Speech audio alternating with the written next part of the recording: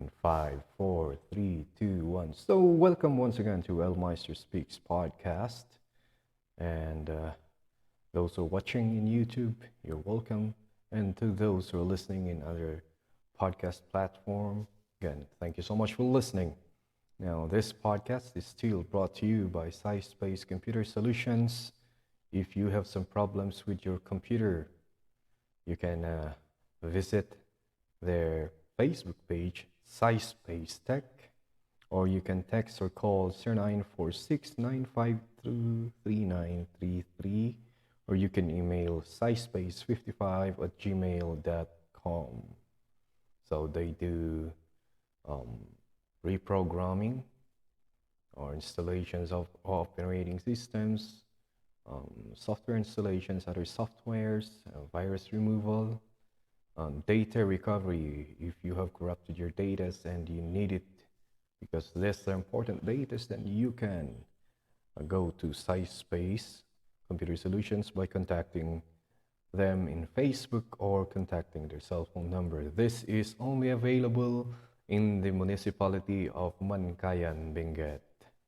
All right, so in this episode, I would be talking about one of the things that I do not like to merge is this thing that I do for living and this thing that I do for leisure. And I'm a little bit adamant to take this one as my topic for this podcast. But the thinking of it and I'm looking at it and well, it's a little bit, it's nice to talk about it sometimes. So I really don't want supposed to be to talk about education here, but here it is. I'm intrigued by this topic, so to speak, and I want to share my thoughts on this. Well, last week I have a friend who came to this school, by the way, if you're wondering, those who are watching still, I'm in school. Right now, while I'm recording this, it's about 9 o'clock p.m. nighttime in the Philippines. And I decided to record this one, just finished printing some of the things that I'm working on. And I decided to make a podcast for this week's episode right now before I get to go home and get to sleep. So last week I was talking to a friend came to visit me and he was showing me a research questionnaire, and the topic that I'll be talking about today is based on the questionnaires that I he gave me, and this is about the situation of the what do you call this one? Yes, it is the situation of ICT or information and communication technology in the education sector. So how is it being implemented? How is it being utilized by the teachers? And is it really helping nowadays, especially right now that we are having this or we're suffering from this pandemic? Technology in education has been being integrated way back before this pandemic happened. Starting, I came to the DepEd institution in 2016, and I saw that the DepEd is trying really hard, doing its best to teach our teachers of the technological know-how operating computers. I am telling the truth, some people really do not know how to operate computer, utilizing it for their work. So the DepEd has this program of what they call that one, DepEd computerization program, otherwise known as DCP, wherein they distribute computers to schools to be utilized by the students. The question there is that Students can never utilize that computer if the teacher doesn't know how to teach it. And at times, the students are a lot better in manipulating the computer than their teacher. I am not telling a lie, that is actually true, especially in the case of senior teachers who grew up without computers, and that's understandable. And DepEd knows that one. That's why they created a seminar, usually creating seminars, usually having seminars for all the teachers to have their training. Other private institutions also offer their help, giving, especially in the municipality of Mankayan, some private institutions are offering help to um, update the knowledge of teachers, and so that all the teachers here will be computer literate. And still, teachers are coping up, and I tell you, teachers will do their best. All of them, most of them do their best to be able to cope up with the changes that's happening in their world, especially those who grow up with the typewriter. And right now, you see them trying to manipulate their computer, do their work, accomplish the report using a computer. And that's pretty amazing. It is amazing. Looking at an old man, old woman doing that is quite amazing for me. But then, still, changes in our world, especially in the world of technology, happens so fast. And teachers do, some of them are being left behind in terms of computer knowledge, but they're trying to keep up. So what I want to do right now is to discuss further on this one using the questionnaire that was given to me by my friend. And I'll be sharing you my thoughts on this. And these thoughts are, again, are random. And I'm not married to my opinion. And my opinion might change if there is an information, additional information that I might find along the way. So I want to focus on the part 4 of his questionnaire. It says there the experience or issues and challenges in using ICT. So let us start with all the applications that is being used by the teachers. So let's start with Microsoft Office. So based on my observation, all of the teachers, most of them, uses Microsoft Office. It's pretty common here. Well, Google Suite is pretty new, and it's quite difficult. It's difficult to use it without the internet connection, though some of us here have internet connection, but it is the slowest internet connection in the world. You can research that one. We are one. Philippines is one of the country that has that slowest computer connection. And that's the reason why Microsoft Office is being preferred. At the same time, Microsoft Office is like the native app in terms of doing things for the office. So teachers, based on my observation, teachers' knowledge of using the Microsoft Office is pretty limited. They cannot maximize the use of it because all they know in manipulating Microsoft Office is pretty basic. They, especially in terms of using Excel, they cannot use Excel, most of them, because their knowledge is pretty basic on that part. There are a lot of things that you can have, or there are a lot of things that you can do with Microsoft Office. You can use the PowerPoint to create animations, which will make your lesson or your presentation quite exciting. Creating animation, it's quite it's a handful of work, but you can use it, especially if your computer is not up to the standard, or it's pretty basic. The power of your computer is basic that you cannot use any animating software to create animations, then you can use Microsoft. Those things, editing, simple editing of pictures using publications. A lot of teachers doesn't know that.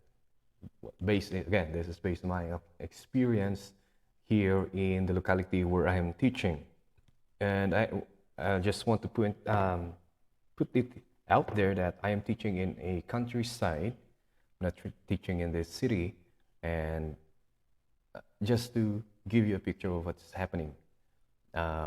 Internet connection here is not good. There's no line internet connection or fiber connection here. We are using mobile data or cell phone data. And cell phone companies that's available here are only Globe and Smart, and their connection sucks, I'm telling you. One time, somebody just arrived. Sorry for the noise. So there was a time here wherein I am using Globe because it has 4G. Now, the funny thing there is because it's 4G and looking at the average speed, it goes to 148 kilobytes per second. Comparing to Smart, when Smart doesn't have 4G before in this area, and the speed of their 3G that was 3 years ago is like 83, something like that, 83 kilobytes per second, and comparing to that Globe, 183, 200, something like that, that's better, but still slow.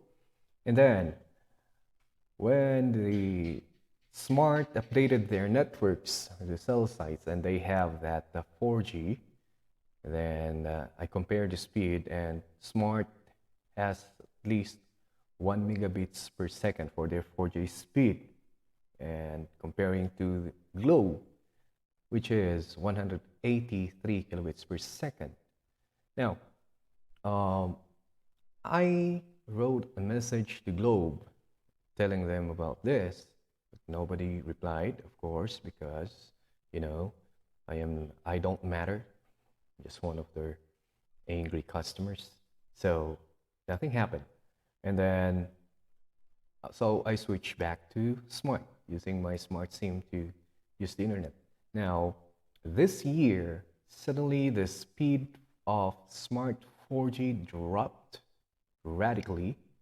Now it's like, right now, if I'm going to, I cannot see the speed here, but it is averaging to 120, 180 kilobits per second. Same with Globe. So it really pisses me off every time I come to this area, because I'm living in Latin, that every time I come to this area, to this municipality, that is one of the things that stresses me out. Yeah, and I'm just putting it out there. We'll be going back to this topic later, but going back to Microsoft Office, there are a lot of things that you can use it for, but the thing there is teachers did not maximize the use of it. Well, they are using it a lot, but the maximization of the use is still there to be explored. So that's one of the things that I observe in terms of the issues or challenges in using the ICT in our work. We have here photo and video editing. As I observe here is that there's a lack of training, though there are a lot of apps that is easier to use, and teachers, especially the old ones, are afraid to explore it, or they have no time to try it, or still difficult for them. So photo and video editing, it is, well, when you are a teacher, things about everything are a must known to you. You have to know a lot. I don't know in other countries, but here in the Philippines, that's what's happening. Sometimes teachers are being utilized to do a lot of things that was not in line in their work. Now, looking at photo and video editing, is it in line to their work? I mean, I don't know in other country if that's in line with your work, but teachers here must have that knowledge. Again, to make your lesson creative, to know how to create your, especially right now where you don't have face-to-face classes where you have to, I mean, create a picture or make a video for you to deliver to your students. Now, that's the importance of photo and video editing. Right now, this is quite easy because all the graders here also can create video. A lot of children have that TikTok thing they're doing, and they are the one who's creating their video, and it's quite funny. It's entertaining. A lot of kids create video using a lot of apps in their phones, and they can do it. Like what I said here, uh, editing video right now, as compared to editing video back in, let's just go back like 4 or 5 years ago when I started doing it, 2014, 2015. Editing video back then is quite a little bit difficult as compared to right now. Um, Editing video right now is just easy as dropping like dragging things in your fingers, using your fingers and slicing. Just let the app do it. As compared to the olden days wherein you're the one who will do the coloring. Right now you can just use filters and it works fine. um, the thing here is teachers still have, especially our older colleagues, have this notion that their phones are just being used for calling, texting, and that's it, and taking pictures, and that's it. They use it for Facebook, of course. Most of the teachers do, but they did not know that most of the times, especially if you bought a high-end or a flagship phone, that flagship phone is sometimes more powerful than their laptop, right? And they did not maximize the use of it because they're afraid to explore, maybe, or they don't just have the time to explore. And that's one of the sad thing here. Photo editing right now is, again, I'm telling them, I shared my small knowledge of photo and video editing back when we are having this, what we're calling this little session or Slack, small cell learning, small learning action cell. I forgot what it's called. I shared to them one app that you can use to video their lessons, and some are having a little bit of difficulty, but most of them are pretty eager to learn. Again, thing here is time does not permit them.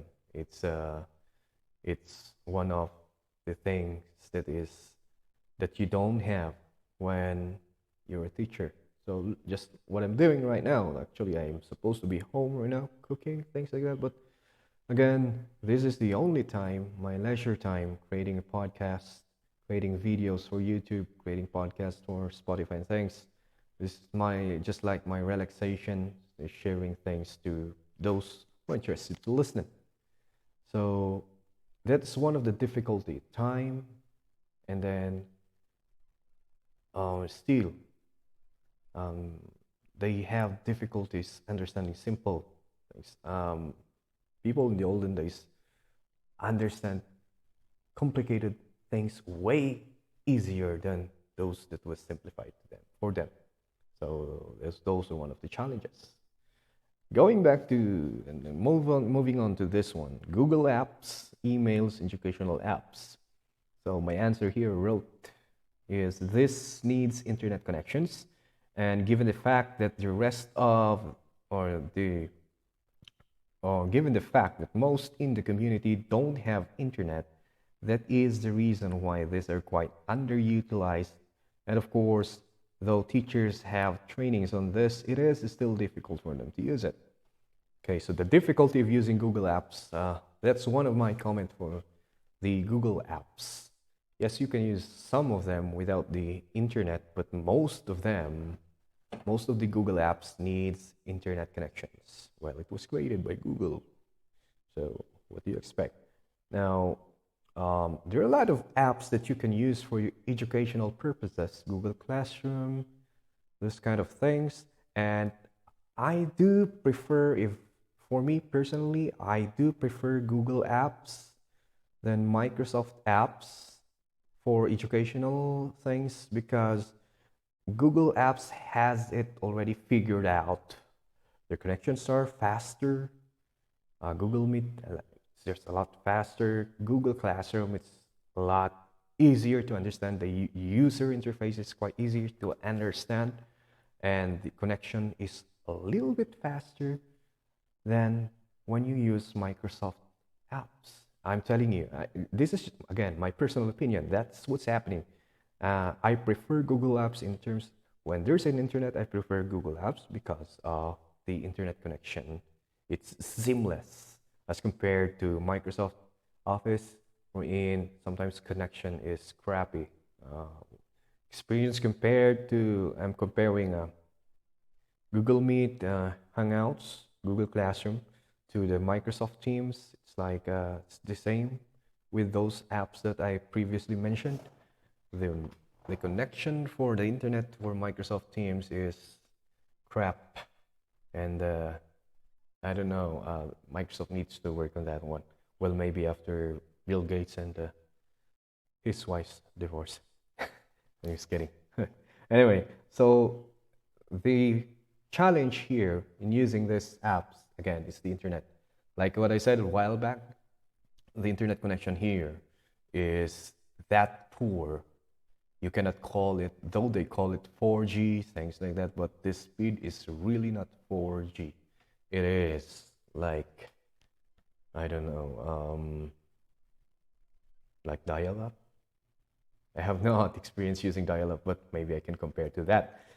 Um, File management and subfolders integration. Well, this one is being utilized, being taught by the teachers during their computer classes back when there was a face-to-face class. Downloading and installing. It is easy to download and install. It's pretty, what do you call that one?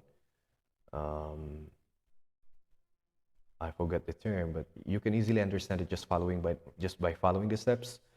The thing again is, yeah, I guess you can tell it, the internet connection in the countryside, not in the city, because I'm living in Baguio City and going here for work in Baguio City. The connection is quite strong. I can easily consume my data if I'm at home, but back here I can never consume my data because of the slowness or because the internet connection is so slow. So installing, downloading, those are pretty easy to be done by the teachers, but again, that's the reason, internet connection is the reason why. And that's why, again, I just remember this one. There was a research because in the Philippines, there's another company that's trying to get in for the telecommunication business and internet provision business. It's called DITO, DITTO. And they're trying to get in the Philippines and offer their services for the telecommunications and internet provision. Now, the research that they did is that, the way they started it is quite weird and unique at the same time, because when these two Globe and Smart companies came here in the Philippines, or was started in the Philippines, they started in the cities. Well, that is understandable because usually people in the city need it, and there are a lot of people in the city, and it is a hit during that time, and it's easily adopted. What the D2 company did is they started putting up their infrastructures in the countryside.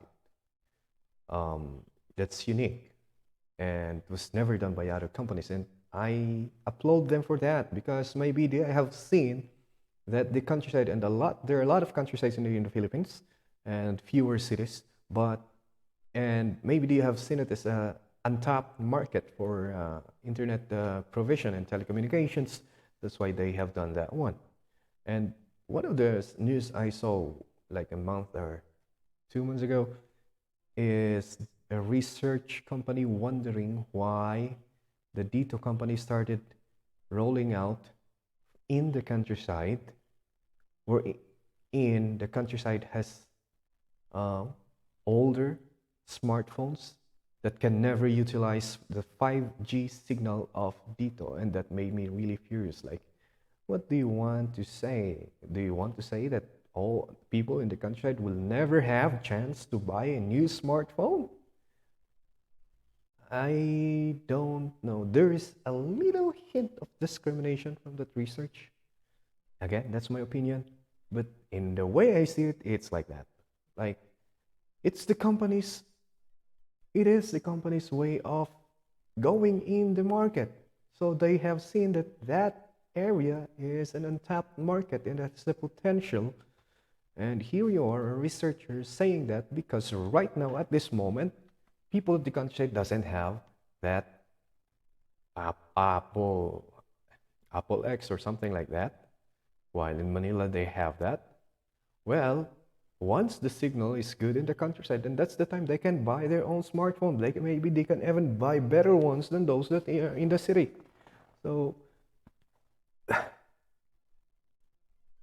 again, that research is that a little bit hint of discrimination against people living in the countryside. Just to remind you, people in the countryside are the ones planting and producing for your foods. Just putting that out there. Again, downloading and installing, one of the challenge, internet speed and connection. Troubleshooting. Here comes again. Like what I said before, that teachers are supposed to be focused more on teachers, but if you are in the Philippines, as a teacher, you have to know a lot of things about everything. You have to know a lot of things, and those things that you will know, sometimes you'll find out that it is not enough and you need to know more. I came in the field of teaching, not to brag, but I came in the field of teaching knowing a lot of things, a little bit of many things. But when I came in and start working, I found out that those little things that I know a lot about many things, it's not enough, so I have to upgrade my knowledge. Now, troubleshooting, computer laptops and cell phones, you can just bring it to the repair shop to be troubleshoot, but at times, if your budget does not permit it, so you have to have the know-how of troubleshooting it. So a lot of teachers do not have the basic know-how on troubleshooting. Yeah, I sometimes simple things like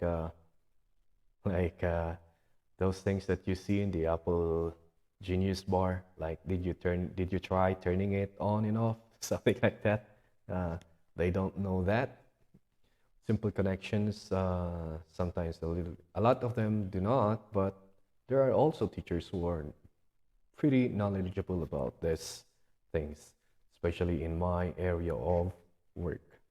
Installing printers and photocopy machine. Now, I have to put myself here. I do not know how to operate that photocopy machine. The old ones, the old ones that has that, it's the big thing that has, they call it RISO or whatever. I do not know how to operate that one, but in terms of using the printer, I have printer back here, and I usually regularly use it. Moving on, so these are the applications and the difficulties being encountered. And let's move on to the next one. It says here, I'll put the check mark on the items that you always encounter difficulty when trying to use it. And I'm not be telling you about my difficulties here, but I'm telling you about the difficulties that my colleagues experience using these things. Assembling and disassembling of laptop, well, pretty much given that is only done by experts. A desktop, that's pretty easy, but usually it's the younger generations of teachers that do it. Of course, it is understandable. Um, Using TV screen or monitor, sometimes connections, when you connect your laptop to your TV screen or use your cell phone connected to the TV screen, those things a little bit difficult for some of my colleagues. Printers, usually during this pandemic, printers has that program written into it, wherein when it has printed an amount of paper, it has printed this amount of paper, it will need to be reset. And then teachers do not know how to do that, and there are a few teachers who does it. I am one of them, and from time to time I receive printers here at my room to be and that needs reset.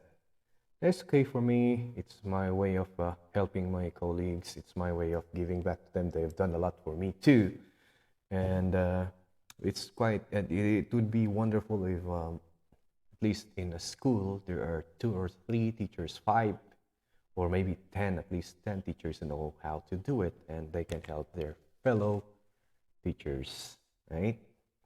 Using photocopy machine, the big ones. I am quite afraid to use it. Also, I'm trying to learn. I'm trying to learn it. Um, Using learning is good, especially um, in our job. The secret for those who might be asking, secret to um, keeping up and learning fast. One of the secret is trying to always try to find new things that you don't know and try to learn it. And in that way, you will develop your system of learning. That's one way, one of the effect. And at the same time, it is like your refresh button for your brain. So your brain will stay young and can easily absorb new information that's coming in. That is learning new things. That's why using photocopy machine that big, that old, is not new, but it's new for me. So I'm trying to learn it. Um, Desktop usage of desktop. Well, most of my teachers here or my colleague here have laptops, so we really don't use desktop for the reason that first, it consumes a lot of electricity, and it's quite not what you call that. It's not handy. You can laptops. You can bring them home, and you can take it anywhere, like what I'm doing right now. So in terms of if I want to do a podcast out there in the mountain, or do a podcast with a guest, and I'll go to their place, I can just take my laptop. It's handy as compared to desktop. And usually we use for video editors, we use laptops, especially if we are editing 4K, 8K videos. But that's not what's happening here in the school. Mostly we're doing office work, so it really didn't matter if you use a moderately powered laptop. Projector, we use a lot of projector. There's no challenge here because our teachers here already adopted the use of projector. And cellular phones, smartphones, like what I said a while back, teachers still, um, if for the Dito company, the countryside is the area of the market that was untapped. For the teachers, they have a power in their hands that's still not tapped. The use of smartphones in a lot of things. Like right now, I'm using my smartphone connected to OBS Studio as a video camera. As you can see there, I'm using an IV cam. It's free. It's not paid. That's why it has that watermark above. And for those who are watching, and that is pretty powerful. At the same time, you can save a lot because I didn't even need to buy a webcam or a camera for these things that I do for leisure. Um, I do my office work, say, for example, if I need to write things, I use my phones. Also, I have a tablet here. Sometimes I use it because the screen is bigger. But the times that I'm away and I don't have my tablet with me, I use my phone and still works. At the same time, the thing that I like there is that I have this big screen, I have that small screen of the phone, and they can seamlessly synchronize the data in them. Um, a lot of teachers doesn't know that the Microsoft Office that they have has an app version where they can also read the documents that they have in their phone. You can also use the Microsoft apps, and it can seamlessly, you can use it to create a document in your phone, and then you can just open it in your laptop when you have the time to open it. A lot of teachers doesn't know that. Um, Again, like what you said a while back, the video editing and photo editing in their phone, wherein you can have there are a lot of apps that you can use that can easily help you in editing and producing a video or a photo. A lot of teachers don't know that. Apps that you can use and then that can help your lesson. Like there is an app for children that shows the animals, things like that. And then you can connect your phone to a big screen. You can show it to them. Those are very untapped. Those are things that is not being utilized.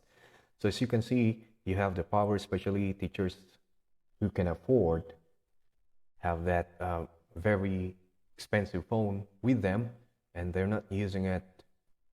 They're not maximizing, I should say, the use of it. It's that's the issue here, or that's the challenge that I observed. Headsets and headphones, well, things you can easily replace it if you don't know how to repair it. Computer speakers, the same, right? And those are some of the challenges using these hardwares according to this research here. Now, let's go to the questions or query number 3. What software applications and ICT devices have you seen helpful in your teaching or work-related activities but never tried using? Why are you not using them? Okay, so there are a lot of apps that we can use for a classroom. One is Zoom, and I know a lot of teachers in the cities or in the urban area are using this, especially right now that we don't have the face-to-face class. Google Classroom is useful, MS Teams, but again, one of the reasons why teachers here in my place don't use it is internet connection, again, and we don't have control of that one because, like I said, DepEd has done its best in providing materials for the computerization programs of DepEd or of education. But the thing here is that material, those hardwares needed to be connected in the internet. And DepEd has no control over the speed of the internet that is being provided in the school. It is being monopolized by these two giant companies that they do not really care if we in the countryside have that speed or not, you know? And I'll be getting in trouble here, but again, my opinion, and it's what I see, it's what I observe. Well, they're really trying maybe, but they're not trying enough. So it's not enough. In my case, it's not enough. In my observation, it's not enough. What they're doing is not enough. So I'm very thankful that Dito is coming in the Philippines market, and I hope this will make the situation better. So, and one more thing is that one of the reasons, well, first is the internet, and then another reason is that most of our student in the public school is not what do you call it? they are not able to afford, again, first, the hardware. I mean, cell phones, wherein they can access those apps, Google Classroom, MS Teams, things, Zoom. And if they have, then we will go back to the first problem, internet connection. So say I have 10 students here, and let's just say only 2 of them can afford to have smartphone and internet connection. And that's pretty sad, but I hope that that situation will soon change. Right now, especially so that having a phone right now, smartphone is a necessity. It is not a luxury, it is a necessity.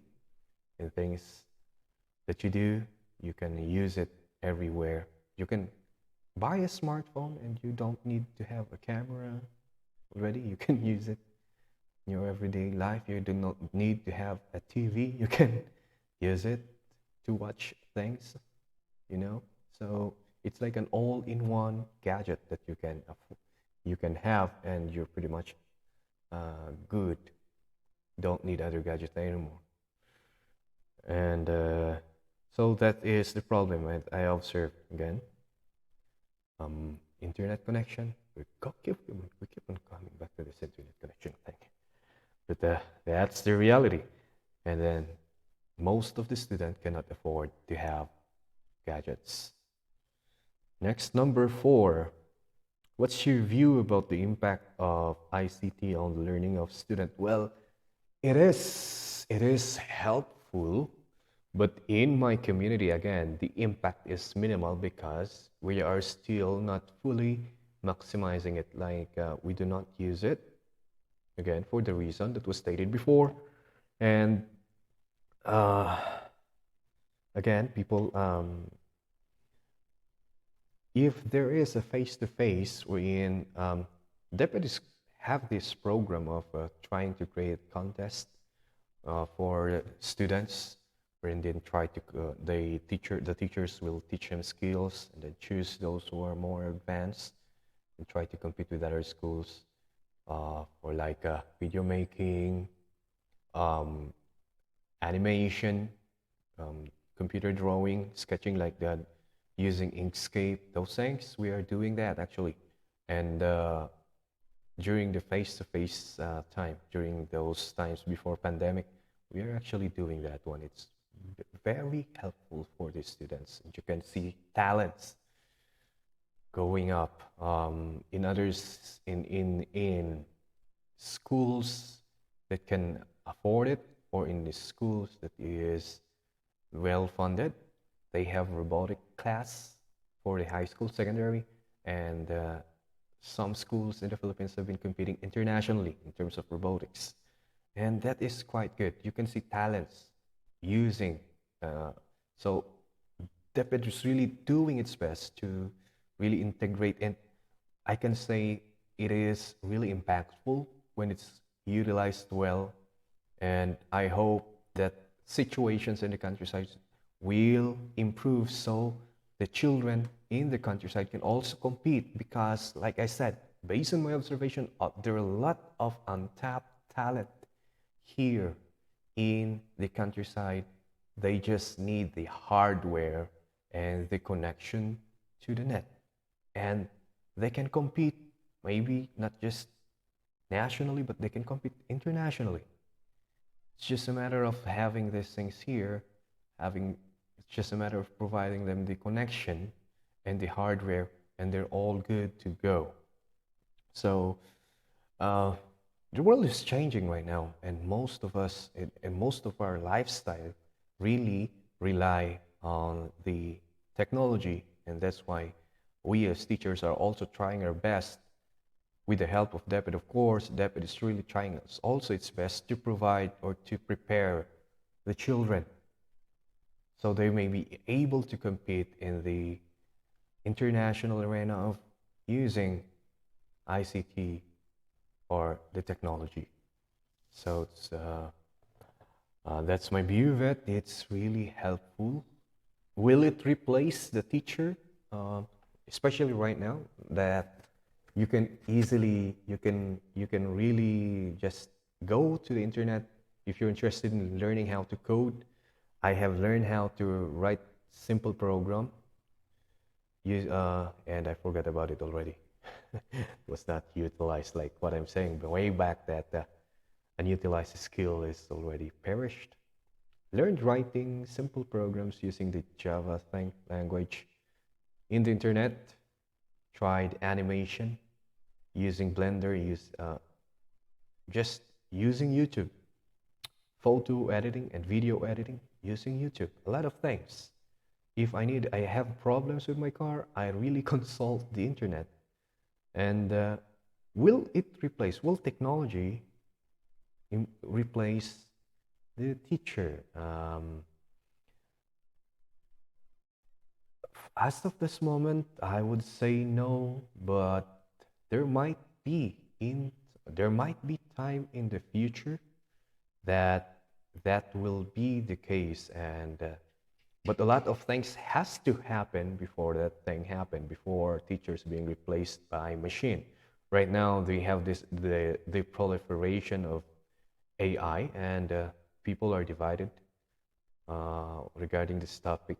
They say that AI might be dangerous for humans, but if the stage we're in, AI is so good and maybe better in understanding things than human, that it can empathize with children, then that will be maybe the time that teachers will be replaced by technology. I'm not saying right now, but there might be a time, just being realistic here, there will be a time that maybe uh, teachers will be replaced. Teachers will now will serve as an emotional advisor to the children, to the learners, something like that. But in terms of information, giving it to them, maybe uh, teachers will have no more control on it. As the thing about technology is, when you are learning using technology, you learn at your own pace, and in the teaching field, that is the ideal way of teaching. You do not force the information to the child. Let the child learn at its own pace, and it is more effective way of learning. And if technology is being used to do that, then at least the learner will um, have better learning. The only problem is that they need motivations, right? So maybe one of the jobs of the teacher will be to motivate, things like that. But in terms of providing the information, it would be it's like a discovery learning. The learners will discover, and that's it. Um, will the future have a zero human teacher classroom? Maybe, but I may not be living to witness that. That will take a long, long time. The technology should be perfect. That's just my view again. Again, we have here query number 5. What idea or intervention you suggest to this study that could help when facing ICT difficulties?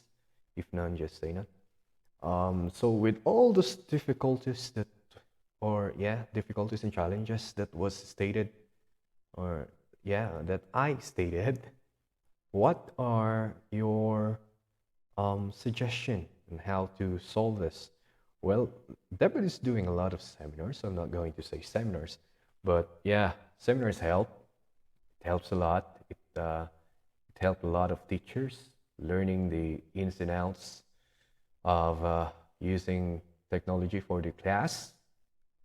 And the thing there is, say for example, if you were given a chance to learn about, let's just use one app, Google Classroom. So there is a seminar about Google Classroom, wherein in reality you don't need it because it's pretty easy to use. But say for example, just for the sake of example, there's a seminar for Google Classroom.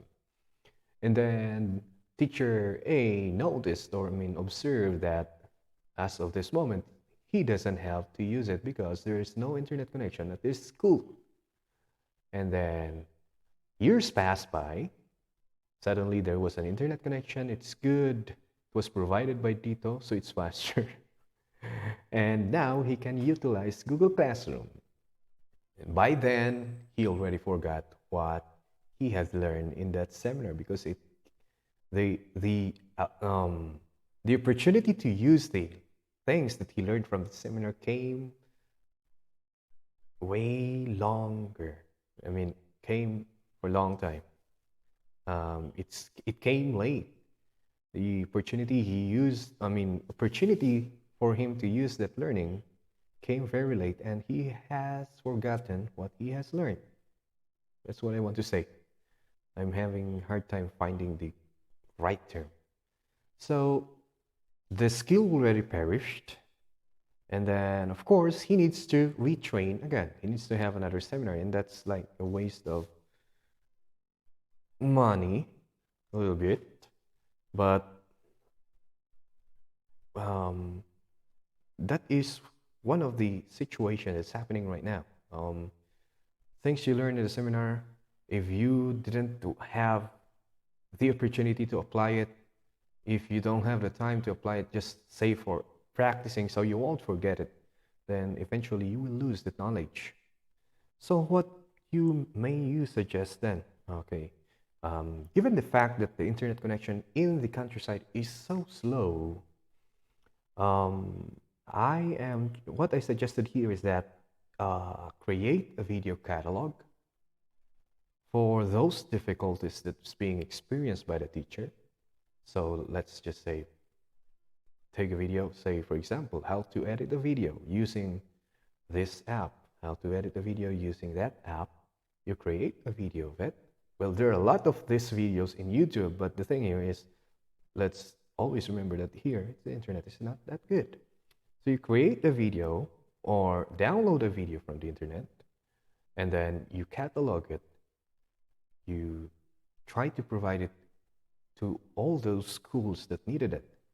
Now, if a teacher needs to utilize that skill or needs to use this app and doesn't know how or forgot how, then they can just go back to that video that they have saved and learn from that video, and at least they can remember those skills, or they can learn that skills and try to do it, right? So videos, and then distribute it to the teachers, not upload to the internet, because again, in the countryside, internet is quite slow. So that is one of my suggestions on how we are going to address these challenges that's happening right now.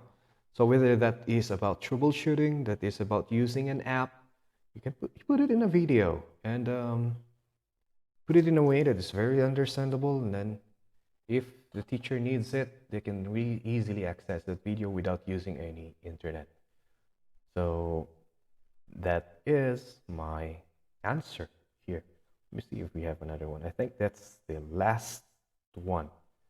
So like I said again, I'm having second thoughts on discussing education things. What I want to be doing, supposed to be in this podcast, is just having a conversation. So as you can see, this is not well produced. I don't have interludes, just talking here to you, talking to you listeners.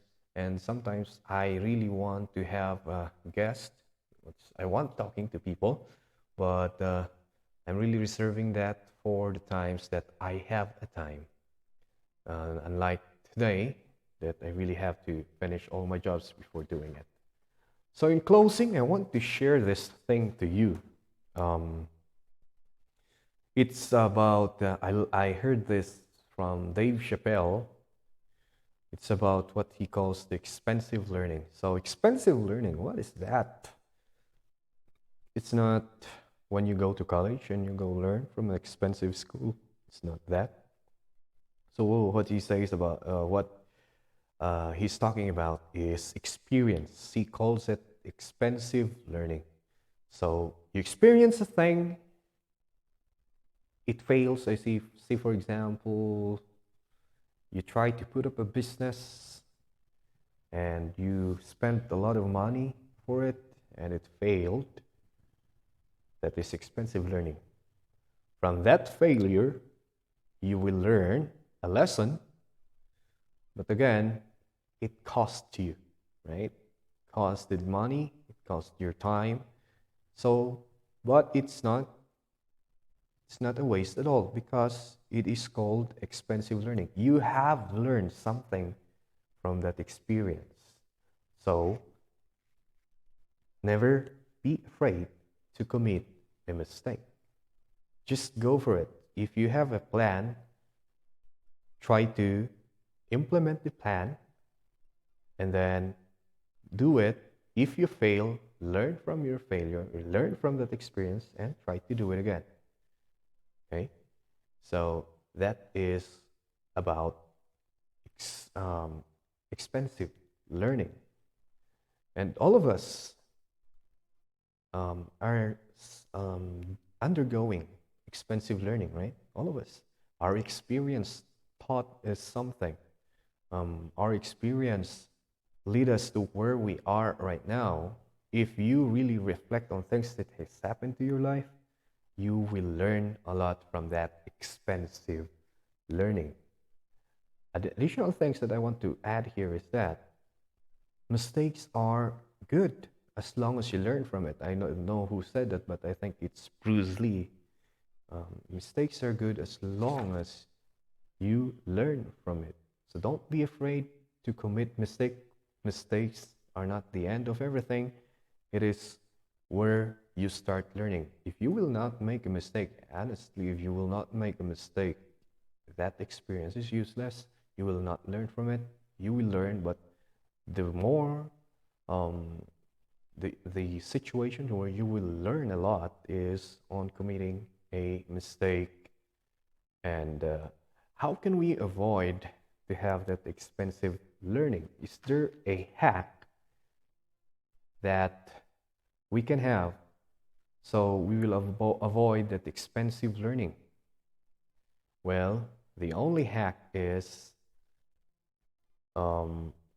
pretty much laid out by a proverb of Chinese people that says, to know the road ahead, ask those coming back. So to avoid that expensive learning, you can learn from experience of other people. That's why I cherish having a conversation with other people, because while having conversation with other people, you are learning from them, you're learning from their experience, and maybe, just maybe, you can apply their experience to your life, or you can glean some knowledge from their experience. Then that's one way of avoiding the expensive learning from the experience of others, asking those who went to that road before you, right? So how do we start doing or going? Usually people are afraid to do things because they're afraid to commit mistake, but we already cleared it up that we should not be afraid to make mistake because those are learnings, expensive learnings.